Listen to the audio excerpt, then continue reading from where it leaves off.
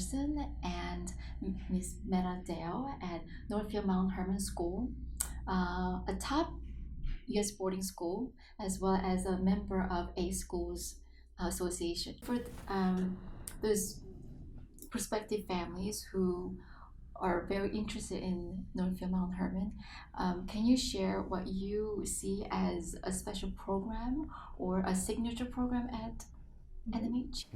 Well, I don't know if you would define this as a program, but I think our college model academic program, which is the way we schedule time for students, is unusual. It parallels what happens in the universities. So in the universities, they don't take classes for a full year. In the universities, they take classes by semester. Yes. And at NMH, we actually do classes by semester. So a student will come in and they will complete that pre-calculus class in one semester, not a full year, which in some cases enables them to go on to the next level and take calculus the second semester. So I think the schedule itself is very unique. The number of students with whom the teachers are working with is a much smaller number than our other peer schools. Typically, our teachers are working with 25 to 28 students in a day. And in our peer school, you're going to find that number more like 50 students in a day. Even though the classrooms are smaller, the total size in which the faculty are responsible for is much smaller. So what does that mean? That means that we can give a different level of attention. That means that we can ask for greater expectations because an English teacher isn't trying to grade 50 papers. That English teacher is trying to grade 28 papers. So there's more time for going deeper into the subject matter and having higher expectations for the students, all because of that college model academic program schedule. You also have students who want to get ahead, and they talk a lot about advanced placement courses and the AP classes. There are some schools who have 40 AP courses, but there's no way that kids can take all those AP courses. With our program, the most of the student AP classes that a student can take at a time is 3. Because that's all you have is 3 courses. You're not balancing 5 or 6 classes. So it's not unusual for students to graduate with NMH with 6, 7, 8 AP courses simply because the timing of the classes, not because they are overachievers. Is that the reason why NMH has a very good matriculation? In colleges or meaning here? For college. I mean, it seems that students who come to NMH, they thrive academically and of course in life as well. And when they are ready to move on from NMH, they are accepted by great colleges throughout the nation. Mm-hmm. And well, if you think about just the whole preparation, right? And so all of the 8 schools are college preparatory schools. But the way we've defined it and lined it up, Jean, it's a natural flow into the university.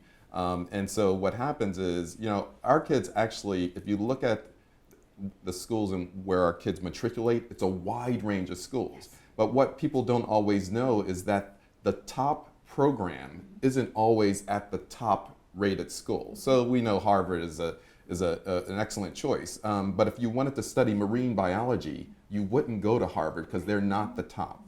And so our kids tend to find their passions and find out which areas they want to study, and we do a great job in getting them into those schools. Yes. And so one of the things I think as you're working with families that they have to think about, Jean, is that think about where they want to go in terms of what they want to study before they think about what university they want to go to.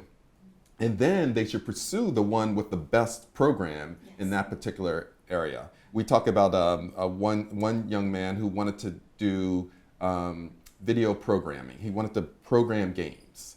Well, that's at a really, a small school in New England that no one may ever think about, but they're like one of the top in the United States to go to. So, our college counseling office understands this, and they understands what the various programs that schools offer in which they're excellent in. And so when our kids go to schools, if you look, did they go to the top schools in that particular field, you'll find that our kids are quite successful in that area.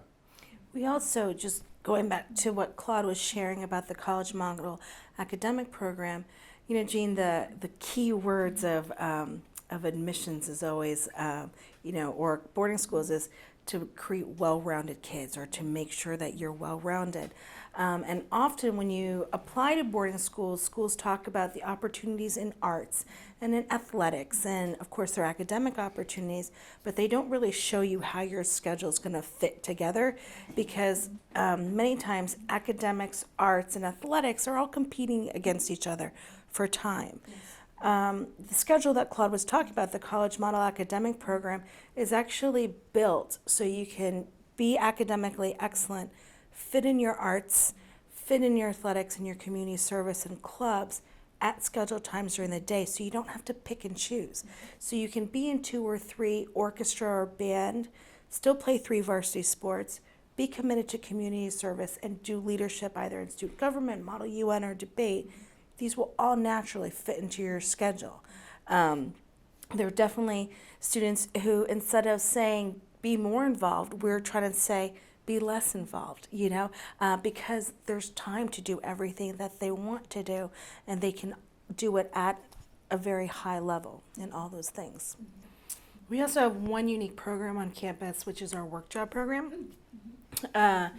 Everyone, regardless of year or how long you've been here, everyone participates in 4.5 hours of manual labor on campus. So they could be working on our farm, working in our dining hall, cleaning the dorms, working down at our daycare center. And it's unusual for some families when they say, you want me to pay your tuition and then you're going to put my child to manual labor work? How are you going to pay them? Nope. It's part of their service to the community. There's nothing that an adult would ask a student here that they wouldn't do themselves, right? So if I'm asking a student to wipe down a table, I have also or will do that. And there are families who are like, I don't really get that. I don't really understand. Or moms tend to love it. They're like, oh, great. You know, my kid will learn how to do things because often many of our families come from, you know, privileged lifestyle, and they don't have that. They don't have those asks or demands of them.